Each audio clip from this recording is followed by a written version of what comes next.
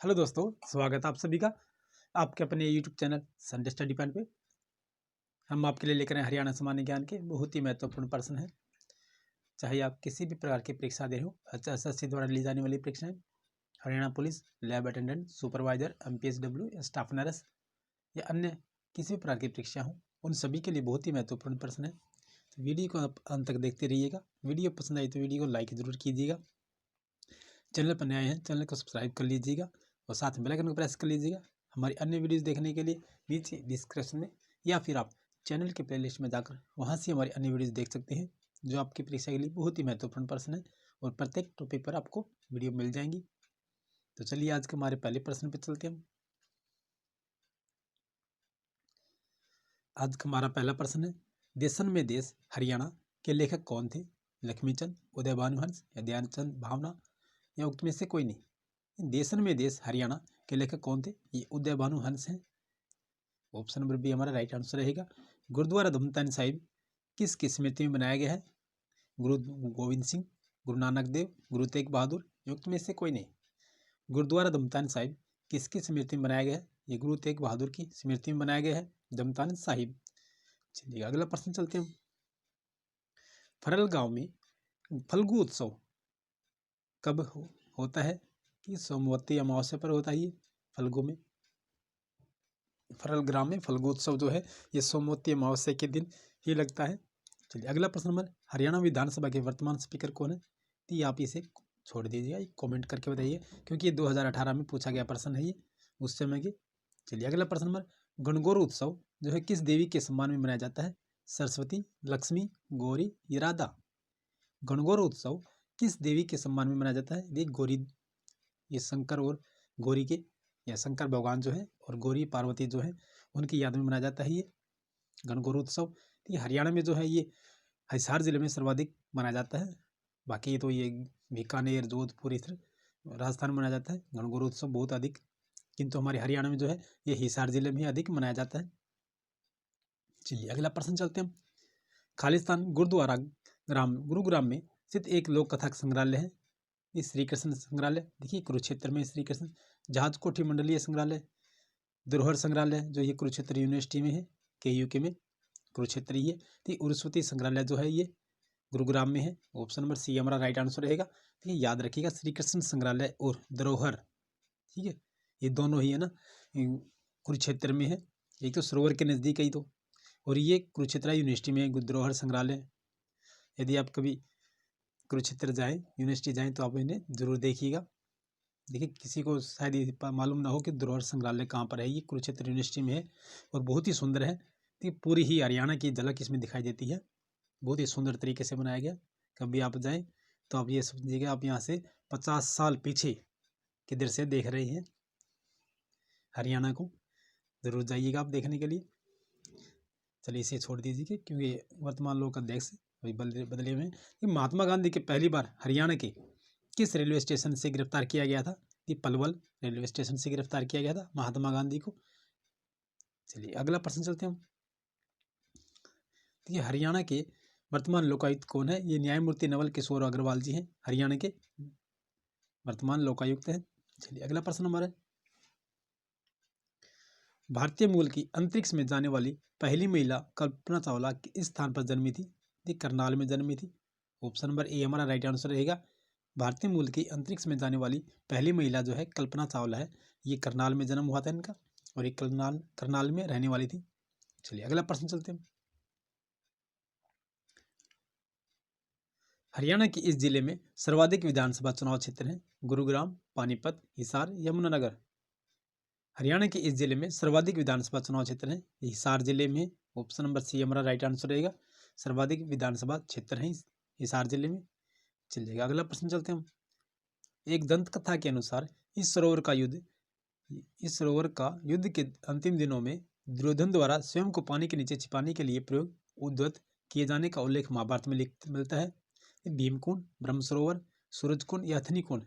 ये ब्रह्म सरोवर है। ये शायद आपने महाभारत देखी हो। अंत्य समय में जिस समय सभी युद्ध का अंतिम दिन होता है और सभी योद्धा मारे जाते हैं, उस समय दुर्योधन जो है ये सरोवर में जाकर छुप जाता है। यहाँ कहीं नहीं मिलता तो उसे ललकारता है दुर्योधन, ठीक है। फिर वो बाहर निकलता है दुर्योधन, और भीम और दुर्योधन का युद्ध होता है और उसे मौत के घाट उतार देता है भीम। कभी देखी है आपने, देखी है तो। चलिए अगला प्रश्न चलते हैं हम। हरियाणा में खालिस्तान 100% ग्रामीण विद्युतीकरण प्राप्त करने वाला देश का पहला राज्य था। 1947 में, 1955 में, 1970 में या 2000 में। देखिए हरियाणा जो है खालिस्तान में 100% ग्रामीण विद्युतीकरण प्राप्त करने वाला देश का पहला राज्य था। ये सन 1970 में हरियाणा के सभी गांवों में बिजली आपूर्ति पहुंचा दी गई थी। चलिए अगला प्रश्न हमारा है, शिवालिक पहाड़ियां हरियाणा के किस भाग में है? उत्तर, पश्चिम, उत्तर पूर्व या दक्षिण पश्चिम। शिवालिक पहाड़ियां हरियाणा के किस भाग में है? ये उत्तर पूर्व में है। ऑप्शन नंबर सी हमारा राइट आंसर रहेगा। चलिए अगला प्रश्न नंबर है, जब भगवत दयाल शर्मा हरियाणा के प्रथम मुख्यमंत्री बने तब वे किस चुनाव क्षेत्र का प्रतिनिधित्व करते थे? भिवानी, तोशाम, पटौदी या झज्जर। जब भगवत दयाल शर्मा हरियाणा के प्रथम मुख्यमंत्री बने थे तब वे झज्जर चुनाव क्षेत्र का प्रतिनिधित्व करते थे। ये झज्जर से इन्होंने चुनाव लड़ा था और पहले मुख्यमंत्री थे भगवत दयाल शर्मा जी। और ये प्रश्न ग्राम सचिव परीक्षा में हाल ही में पूछा गया प्रश्न है ये। चलिए अगला प्रश्न चलते हैं हम। टांगरी नदी खालिस्तान किसकी सहायक नदी है? ये टांगरी नदी किसकी सहायक नदी है? यमुना, घग्गर, गंगा या मारकंडा। तो ऑप्शन नंबर बी हमारा राइट आंसर रहेगा। ये घग्गर नदी की सहायक नदी है टांगरी नदी। चलिए अगला प्रश्न चलते हैं हम। रेवाड़ी का यह राज्य हरियाणा में 1857 के भारतीय विद्रोह के मुख्य नेताओं में से एक थे। राव सुखराम, राव तुलाराम, राव गुलजरमल सिंह, राव खड़ा सिंह।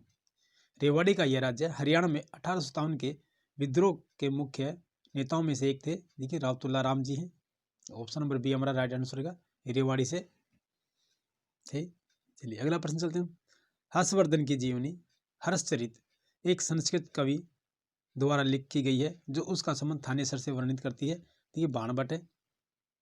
ऑप्शन नंबर सी हमारा राइट आंसर रहेगा। देखिए बाणभट्ट द्वारा लिखित है हर्षचरित, और ये हर्षवर्धन की जीवनी है और उस समय का इन्होंने पूरा लिखा जोखा लिखा है कि उस समय क्या क्या होता था। चलिए अगला प्रश्न चलते हैं।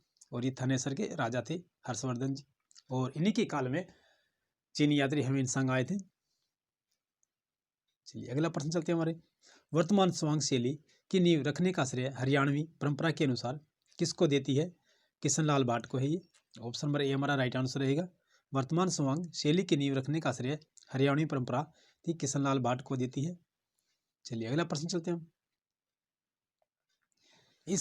इस राजनीति की अविभाजित पंजाब, राजस्थान, हरियाणा और पंजाब में मंत्री के रूप में कार्य करने का दुर्लभ सम्मान प्राप्त है ये चौधरी तैयब हुसैन को।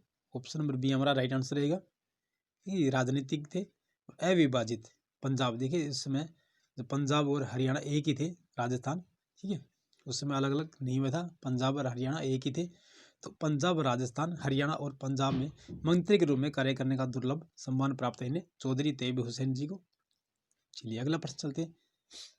देखिए ये 31 दिसंबर 2018 में पूछा गया प्रश्न है और हरियाणा पुलिस फीमेल में पूछा गया प्रश्न है, ये महिला पुलिस में।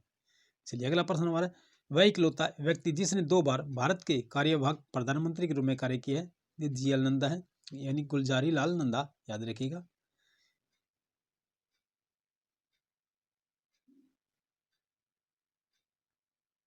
इनका पूरा नाम गुलजारी लाल नंदा जी है। जीएल नंदा या फिर ऐसे दिया जाए गुलजारी लाल नंदा, तो आप इसे पहचान लीजिएगा। ये एक इकलौते व्यक्ति हैं जिन्होंने 2 बार भारत के कार्यवाहक प्रधानमंत्री के रूप में कार्य किया है। और ये प्रश्न पूछा गया था कि किस प्रधानमंत्री का कार्यकाल के दौरान मृत्यु हो गई थी। चलिए अगला प्रश्न हमारा है, खालिस्तान की स्थापना बाबर द्वारा 1526 में इब्राहिम लोदी को हराने के बाद हिंदुस्तान के सिंहासन पर विजय की स्मृति में की गई थी। ये काबुली बाग, और ये काबुली बाग जो है पानीपत में है। ये प्रश्न पूछा जाता है कि पानीपत में कौन सा बाग है या काबुली बाग कहाँ पर है, ठीक है। ये काबुली बाग जो है की स्थापना बाबर द्वारा 1526 में इब्राहिम लोदी को हराने के बाद हिंदुस्तान के सिंहासन पर विजय की स्मृति में की गई थी इसकी। चलिए अगला प्रश्न चलते हैं हम। हरियाणा में 2 राष्ट्रीय उद्यान है, उनमें से एक सुल्तानपुर राष्ट्रीय उद्यान है, तो दूसरा कौन सा है? ये कालेसर राष्ट्रीय उद्यान है, और ये यमुनानगर में है। और सुल्तानपुर राष्ट्रीय उद्यान जो है ये गुड़गांव जिले में है। चलिए अगला प्रश्न चलते हैं हम। देखिए प्रश्न पूछा गया था अभी हाल ही में, कालेसर वन्य जीव अभयारण्य कहाँ पर है, ये राष्ट्रीय उद्यान कहाँ पर है, ये यमुनानगर में। ग्राम सचिव की जो परीक्षा हुई उसमें पूछा गया प्रश्न है ये। चलिए निम्न में से किस नदी का उद्गम अरावली की पहाड़ियों से में नहीं होता है। देखिए चेनाब नदी का जो है अरावली की पहाड़ियों से नहीं होता है। ये साहिबे नदी, बेडच नदी और दोहा नदी, इन तीनों ही नदियों का अरावली की पहाड़ियों से उदय होता है। लेकिन चेनाब नदी जो है ये शिवालिक की पहाड़ियों से या निकल के आती है, ठीक है, हिमालय से। चलिए अगला प्रश्न चलते हैं। हरियाणा का यह जिला 1 नवंबर 1989 को करनाल जिले से निकाला गया। 24 जुलाई 1991 को इसे फिर से करनाल जिले में मिला दिया गया। तो 1 जनवरी 1992 को यह पुनः एक पृथक जिला बना। यह कौन सा जिला है, ये पानीपत है। ऑप्शन नंबर सी हमारा राइट आंसर रहेगा। तो 1 नवंबर 1989 को तो इसे करनाल से अलग निकाल कर बनाया गया, लेकिन 24 जुलाई 1991 को इसे दोबारा ही करनाल में मिला देगा। लेकिन उसके पश्चात 1 जनवरी 1992 को इसे अलग से जिला बना दिया गया है, पानीपत को याद रखिएगा, 1 जनवरी 1992। जब 1966 में हरियाणा का निर्माण हुआ तब बंसीलाल सरकार द्वारा किस खालिस्तान दूसरी राजभाषा को घोषित किया गया था, ठीक है, तमिल भाषा को। ऑप्शन नंबर डी हमारा राइट आंसर रहेगा। चलिए अगला प्रश्न चलते हैं हम कि वर्ष खालिस्तान में चंडीगढ़ को भारत का पहला ध्रुव रहित नगर घोषित किया गया, 2007 में। ऑप्शन नंबर सी हमारा राइट आंसर रहेगा। ये वर्ष 2007 में चंडीगढ़ को भारत का पहला ध्रुव रहित घोषित किया गया था, नगर धूमर रहित, ठीक है। चलिए अगला प्रश्न चलते हैं हम। मोहम्मद गौरी ने पृथ्वीराज चौहान को निम्नलिखित में से किस स्थान पर हराया था, ये तरोरी या तरावड़ी, ये तरोरी क्या है लेकिन तो तरावड़ी होता है, ठीक है, तरावड़ी या तराइन का, ठीक है। तराइन का प्रथम युद्ध 1191 ईस्वी में लड़ा गया था और दूसरा 1192 ईस्वी में, याद रखिएगा। ये प्रश्न पूछा गया था, ये ग्राम सचिव की जो परीक्षा है उसमें। भारत सरकार ने 23 अप्रैल 1966 को खालिस्तान की अध्यक्षता में विद्यमान राज्य पंजाब के विभाजन और नए राज्य हरियाणा की सीमाएं निर्धारित करने हेतु आयोग बनाया, न्यायमूर्ति JC आयोग। ऑप्शन नंबर ए हमारा राइट आंसर रहेगा। चलिए अगला प्रश्न चलते हैं। बाणभट्ट के हर्षचरित के संबंध में निम्नलिखित में से कौन सा कथन असत्य है, ये 5वां अध्याय हर्षवर्धन के पूर्वजों से संबंधित है। ऑप्शन नंबर बी हमारा राइट आंसर रहेगा। यही कथन असत्य है। इसका प्रथम अध्याय लेखक के जीवन और परिवार को समर्पित है, बिल्कुल सही है। 6वां और 7वां अध्याय हर्षवर्धन के युद्धों और विजयों से संबंधित है, बिल्कुल सही है। और अंतिम अध्याय विदर्य के जंगलों में रहने वाले विभिन्न के लिए प्रसिद्ध है। चलिए दोस्तों, इसी के साथ आज की हमारी वीडियो समाप्त होती है। फिर मिलते हैं नेक्स्ट वीडियो में, तब तक के लिए जय हिंद।